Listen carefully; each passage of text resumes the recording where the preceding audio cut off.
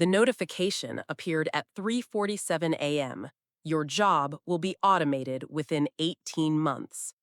Millions of American workers received similar algorithmic predictions that winter morning in early 2025, courtesy of an AI workforce analysis tool that had gone viral overnight.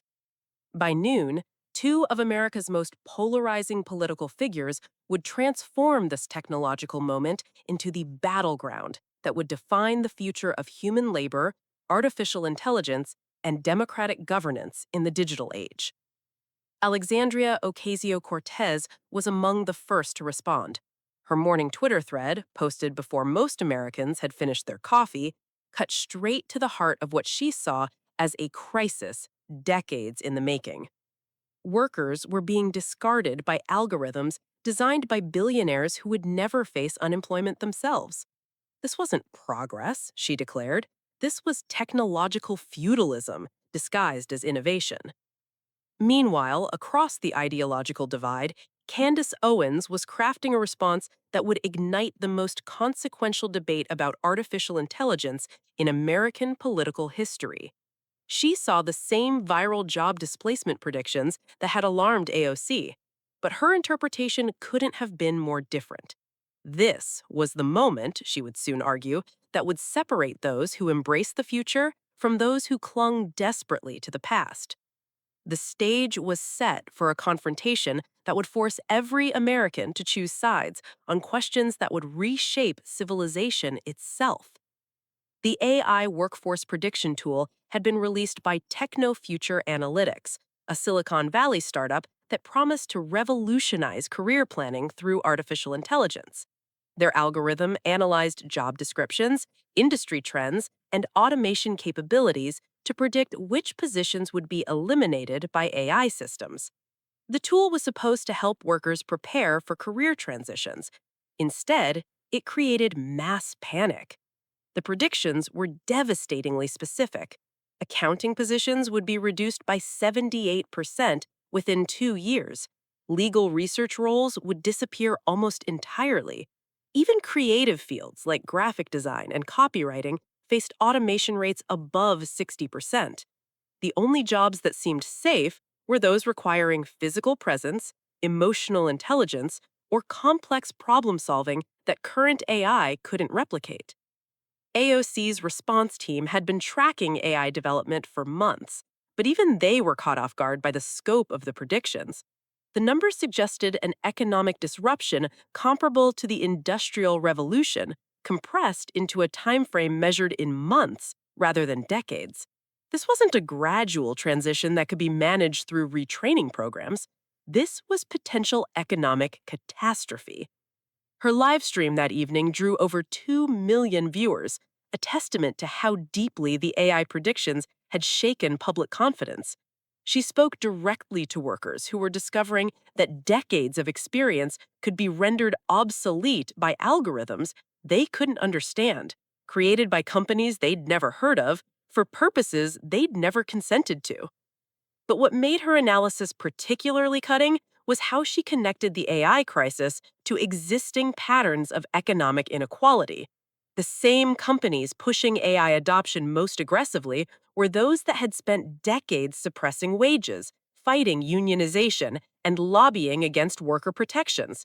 AI wasn't just a technological development, she argued, it was the latest weapon in a class war that had been raging since the 1980s. Candace Owens had been monitoring AOC's response with the strategic awareness that had made her one of the most effective communicators in conservative media. She recognized both the political opportunity and the fundamental philosophical disagreement that AOC's reaction represented. Where AOC saw exploitation and crisis, Owens saw liberation and unprecedented opportunity. Her counter-response came in the form of a Daily Wire special segment that would be viewed more than 5 million times in its first 48 hours. The title alone captured her approach: AI Anxiety, How Progressives Want You to Keep Poor and Powerless. She didn't dispute the predictions about job displacement. Instead, she completely reframed what those predictions meant for American workers. Artificial intelligence, she argued, was the greatest democratizing force in human history. For the first time, individuals could access capabilities that had previously required entire corporations to develop. Small business owners could compete with multinational companies. Entrepreneurs could launch ventures without massive capital investments. Workers could escape the traditional employment system entirely and build independent careers around AI-enhanced productivity. The divide between their perspectives went far deeper than disagreement about policy responses. They were operating from fundamentally different assumptions about human nature, economic systems, and the role of government in technological change. AOC saw AI as a force that required careful regulation to protect vulnerable workers. Owens saw regulation itself as the primary threat to workers who needed freedom to adapt and innovate. This philosophical divide became concrete when both women were invited to participate in a congressional hearing about AI regulation. The hearing was supposed to focus on technical standards and safety protocols. Instead, it became a nationally televised debate about the future of work in America. AOC came prepared with specific policy proposals, universal basic income experiments to support workers during career transitions, mandatory retraining funds paid for by companies implementing AI systems, stronger union protections to give workers collective bargaining power in automation decisions, progressive taxation on AI-generated profits to fund social safety nets for displaced workers. Her argument was systematic and data-driven. Previous technological revolutions had created new jobs to replace those that were automated, but AI was different. Unlike mechanical automation that replaced physical labor, AI could replicate cognitive tasks that humans had assumed were uniquely human. The economic disruption would be unprecedented, and without proactive government intervention, the benefits of AI would concentrate among technology owners while the costs fell on displaced workers. Owens approached the same hearing with a completely different strategy. Rather than proposing new regulations, she challenged the fundamental assumptions underlying calls for AI oversight. Government regulation, she argued, was what had created the economic stagnation that made AI displacement seem threatening in the first place. She pointed to examples of AI tools that were already empowering individual entrepreneurs.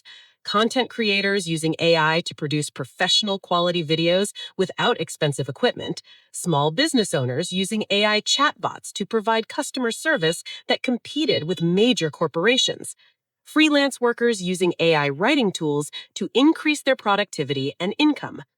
The problem wasn't AI itself, she maintained. The problem was regulatory barriers that prevented workers from fully utilizing AI capabilities, licensing requirements that made it illegal to offer certain services without expensive credentials, zoning laws that prevented home-based AI-enhanced businesses, tax policies that punished independent contractors while subsidizing traditional employment relationships. Her solution was radical deregulation combined with what she called AI entrepreneurship zones, where traditional business regulations would be suspended to allow maximum experimentation with AI-enhanced economic models. Instead of protecting existing jobs that were becoming obsolete, policy should focus on removing barriers to creating new forms of value creation. The hearing revealed something that surprised observers on both sides. Despite their opposing policy prescriptions, both women agreed that the current economic system was failing American workers. AOC blamed corporate power and insufficient regulation. Owens blamed government interference and excessive regulation. But both saw AI as a catalyst that was exposing deeper structural problems that had been building for decades. Their exchange during the hearing became the most watched congressional testimony since the Trump impeachment proceedings. The moment that went viral occurred when AOC challenged Owens to explain how deregulation would help workers who lacked the capital to start AI-enhanced businesses. Owens responded by questioning how regulation would help workers whose jobs were being eliminated by technologies that regulation couldn't stop. The tension reached its peak when both women were asked the same direct question by the committee chair. In 10 years, will American workers be better off or worse off because of AI? AOC's answer was measured but pessimistic. Without significant policy interventions, AI would accelerate existing trends towards economic inequality. A small class of technology owners would capture most of the benefits, while displaced workers face downward pressure on wages and employment security. The promise of AI creating new jobs was based on historical precedents that didn't apply to cognitive automation. Owens's response was characteristically confident. Workers who embraced AI as a tool for personal empowerment would experience unprecedented prosperity. The displacement of routine cognitive work would free humans to focus on creativity, relationship building, and problem solving that AI couldn't replicate. Government attempts to slow or control this transition would only delay the benefits while preserving economic structures that were already failing. But the most revealing moment came when both women were pressed about specific examples. AOC cited studies showing how AI implementation in customer service had eliminated thousands of jobs while generating massive profits for technology companies. The displaced workers had struggled to find equivalent employment, and many had experienced significant income reductions. Owens countered with case studies of individuals who had used AI tools to dramatically increase their earning potential. A freelance writer who used AI research assistants to take on higher value projects. A small retailer who used AI inventory management to compete with Amazon. A consultant who used AI data analysis to provide services previously available only from major consulting firms. The hearing exposed a fundamental disconnect in how the two women understood the relationship between individual success stories and systemic economic trends. AOC focused on aggregate data showing displacement and inequality. Owens emphasized individual examples of empowerment and opportunity. Neither perspective could fully address the complexity of how AI would affect different workers in different industries under different economic conditions. As the hearing concluded, both sides claimed victory, but independent analysis suggested something more complex had occurred. Public opinion polling conducted immediately after the testimony showed Americans were almost evenly split on whether AI represented primarily an opportunity or a threat. More significantly, the split largely followed existing partisan divisions rather than creating new coalitions around technology policy. This pattern would define the AI debate in the months that followed. Rather than forcing a reassessment of traditional political categories, AI became another issue that Americans interpreted through existing ideological frameworks.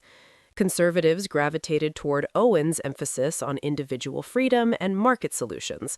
Progressives aligned with AOC's focus on collective protection and regulatory intervention. The debate intensified as real-world AI implementation began confirming aspects of both women's predictions. Major corporations announced AI adoption plans that would eliminate hundreds of thousands of positions over the next 2 years. Simultaneously, new platforms emerged that allowed individuals to monetize AI-enhanced capabilities in ways that had been impossible under traditional employment models. The economic data became increasingly contradictory. Overall, unemployment remained stable, but job categories were shifting rapidly. Traditional middle management positions were disappearing, while demand grew for AI specialists, emotional intelligence coaches, and human AI collaboration experts. Income inequality was widening in some sectors, while narrowing in others where AI tools democratized capabilities that had previously required extensive training or capital investment. Neither AOC's regulation-focused approach nor Owens' deregulation strategy seemed fully adequate to address the complexity of what was actually happening in the labor market. The pace of change was too fast for traditional legislative processes, but market mechanisms alone weren't providing adequate support for workers caught in transition periods. Behind the scenes, both women were grappling with the limitations of their own frameworks. AOC's staff was discovering that some of the most effective worker protections were emerging from decentralized networks that operated outside traditional regulatory structures. Owens' team was finding that pure market approaches weren't addressing legitimate concerns about workers who lacked the resources or skills to adapt quickly to AI-enhanced economic models. The complexity of the AI transition was forcing both sides to confront uncomfortable questions about their core assumptions. If government regulation was too slow and bureaucratic to manage rapid technological change, how could worker protections be maintained? If market competition was insufficient to prevent AI-driven inequality, what alternative mechanisms could ensure broad-based prosperity? The debate reached a crescendo when a major AI company announced plans to replace 50,000 customer service workers with AI systems over the next 6 months. The announcement triggered protests, stock market volatility, and calls for emergency congressional action. Both AOC and Owens were asked to respond to this concrete example of the scenarios they had been debating in abstract terms. AOC's response focused on the human cost of the displacement and called for immediate legislation requiring companies to provide extended severance, retraining funding, and gradual phase-out periods for AI implementation. She also proposed emergency unemployment benefits for workers displaced by automation and accelerated funding for community college programs focused on AI-resistant skills. Owens took a different approach entirely. She challenged displaced workers to see the AI replacement as an opportunity to escape what she characterized as soul-crushing, repetitive work that had been preventing them from developing their full human potential. She announced a partnership with online education platforms to provide free AI skills training specifically for displaced customer service workers. The contrasting responses highlighted how the same technological development could be interpreted as either crisis or opportunity, depending on underlying assumptions about human capability, economic systems, and the role of institutions in managing change. Neither response was obviously correct, and both addressed legitimate concerns that the other perspective largely ignored. As the immediate crisis faded and displaced workers began adapting to new economic realities, longer-term patterns started emerging that neither AOC nor Owens had fully anticipated. Some workers who lost traditional jobs to AI discovered new forms of work that were more fulfilling and better compensated. Others faced persistent economic hardship that market mechanisms and existing social programs couldn't adequately address. The AI transformation was creating a more complex labor market that didn't fit neatly into either progressive or conservative economic models. Success increasingly depended on individual factors like adaptability, access to education, and social networks that neither regulation nor deregulation could directly influence. Both women found themselves adjusting their positions as real-world evidence accumulated. AOC began acknowledging that some AI applications were genuinely empowering workers in ways that regulation might inadvertently hinder. Owens started recognizing that market transitions could impose legitimate hardships on workers who deserved more support than pure market mechanisms provided. But these nuanced position adjustments received little attention in a media environment that profited from clear conflict between opposing viewpoints. The AI debate continued to be framed as a battle between regulation and freedom, protection and opportunity, collective security and individual empowerment. The ultimate irony was that artificial intelligence, which both women agreed would transform how humans work and live, became just another battleground for the same ideological conflicts that had divided American politics for decades. The technology that promised to revolutionize human capability was being shaped by political frameworks designed for earlier economic realities. Neither AOC nor Owens had achieved their original objectives. AI development continued at a pace that outstripped both regulatory capabilities and market adjustment mechanisms. workers continued facing displacement and opportunity in unpredictable combinations that defied simple policy solutions. The war between human values and artificial intelligence became a war between different human values, with artificial intelligence serving as the latest arena where Americans worked out fundamental disagreements about freedom, security, individual responsibility, and collective obligation. The machines were learning faster than the politicians, and the future remained as contested as ever.